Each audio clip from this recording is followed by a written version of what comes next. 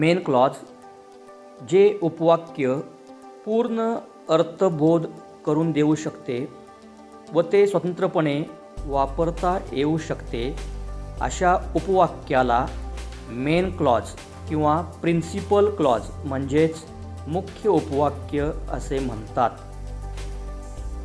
Subordinate clause जे उपवाक्य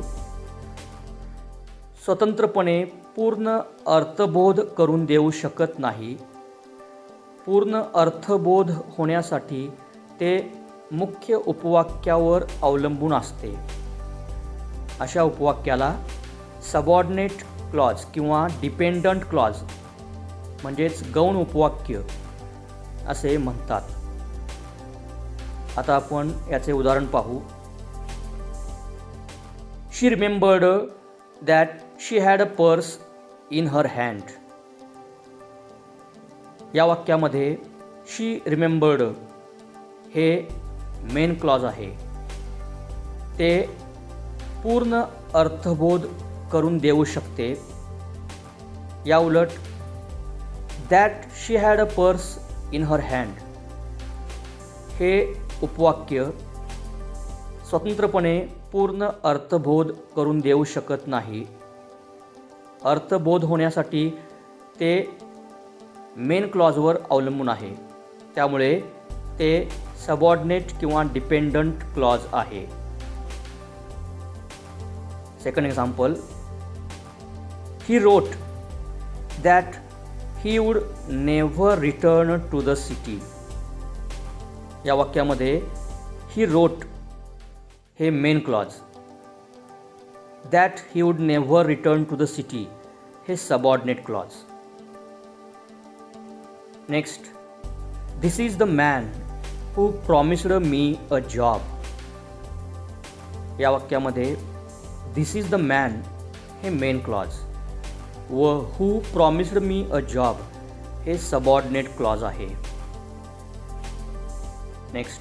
I was late because I missed my usual bus. या वाक्यामध्ये I was late हे main clause व because I missed my usual bus हे subordinate clause आहे. ही सर्व वाक्ये कॉम्प्लेक्स सेंटेन्सेस म्हणजेच मिश्र वाक्य आहेत. याचे कारण या वाक्यामध्ये एक मेन क्लॉज म्हणजेच मुख्य उपवाक्य व एक सबऑर्डिनेट क्लॉज म्हणजेच गौण उपवाक्य आहे. सबऑर्डिनेट क्लॉजेस 3 प्रकारची असतात. First, noun clause. Second, adjective clause. Third, adverb clause. Subordinators. Noun clause. That, what, how या शब्दांनी नाउन क्लॉजची सुरुवात होते. Adjective clause. Who, which, that, whom, whose या शब्दांनी ॲडजेक्टिव्ह क्लॉजची सुरुवात होते. Adverb clause. When, as, because, since, till, until, whenever, while, if, whether, unless, though, although, where, before, after, so, even though, so that इत्यादी शब्दांनी adverb क्लॉजची सुरुवात होते. Identify the main clause and subordinate clause from the following sentences. खाली दिलेल्या वाक्यामध्ये main clause व subordinate clause कोणते ते ओळखा. First, I was running because I was late to school.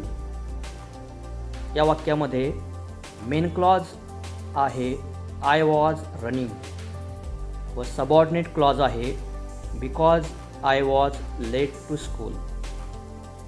या उपवाक्याची सुरुवात बिकॉज या सबऑर्डिनेटरने झालेली आहे व हे ॲडव्हर्ब क्लॉज ऑफ रिझन या प्रकारचे सबऑर्डिनेट क्लॉज आहे.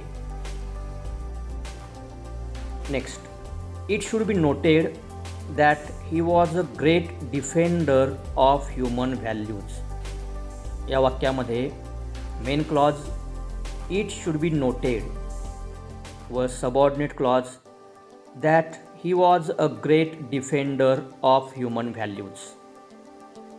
या उपवाक्याची सुरुवात दॅटने झालेली आहे व ते noun clause object of the verb या प्रकारचे सबऑर्डिनेट क्लॉज आहे।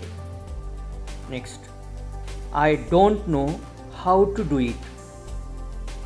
या वाक्यात main clause I don't know, subordinate clause how to do it. हाऊने या सबऑर्डिनेट क्लॉजची सुरुवात झालेली आहे व ते noun clause object of the verb या प्रकारचे सबऑर्डिनेट क्लॉज आहे। Next, my mother says that a teacher has to be adjusted. या वाक्यात main clause my mother says व subordinate clause that a teacher has to be adjusted. या उपवाक्याची सुरुवात दॅटने झालेली आहे, त्यापूर्वी सेज हे क्रियापद आलेले आहे। सेज या क्रियापदाला प्रश्न विचारला व्हॉट, उत्तर येते that a teacher has to be adjusted व क्रियापदाला व्हॉट प्रश्न विचारला असता कर्म मिळते, म्हणजेच हे ऑब्जेक्ट ऑफ द व्हर्ब या प्रकारचे नाउन क्लॉज आहे। Next, they weren't even half finished when Margie's mother called. या वाक्यात main clause they weren't even half finished, subordinate clause when Margie's mother called. हे सबऑर्डिनेट क्लॉज व्हेन या सबऑर्डिनेटरने सुरू झालेले आहे व ते ॲडव्हर्ब क्लॉज ऑफ टाईम या प्रकारचे सबऑर्डिनेट क्लॉज आहे। Next, Margie's grandfather once said that when he was a little boy his grandfather told him this. या वाक्यात main clause Margie's grandfather once said, subordinate clause that when he was a little boy his grandfather told him this। या वाक्यात दॅटने सुरू होणारे हे subordinate clause noun clause object of the verb या प्रकारचे आहे। Next, it is the fault of the bricklayer who carelessly built such a weak wall. या वाक्यात main clause it is the fault of the bricklayer, subordinate clause who carelessly built such a weak wall. हे subordinate clause हूने सुरू झालेले आहे व ते bricklayer या नामाबद्दल अधिक माहिती देते। हू या सबऑर्डिनेटरपूर्वी ब्रिकलेयर हे नाउन आले आहे व हे सबऑर्डिनेट क्लॉज ॲडजेक्टिव्ह क्लॉज या प्रकारचे सबऑर्डिनेट क्लॉज आहे। Next, when we utter words carelessly we ourselves become transmitters of untruth. या वाक्यात main clause we ourselves become transmitters of untruth, subordinate clause when we utter words carelessly. या वाक्यात when we utter words carelessly हे subordinate clause सुरुवातीला वापरलेले आहे व main clause नंतर वापरलेले आहे। व्हेनने सुरू होणारे हे subordinate clause adverb clause of time आहे। Next, it may be a trick that will ruin us. या वाक्यात main clause it may be a trick, subordinate clause that will ruin us.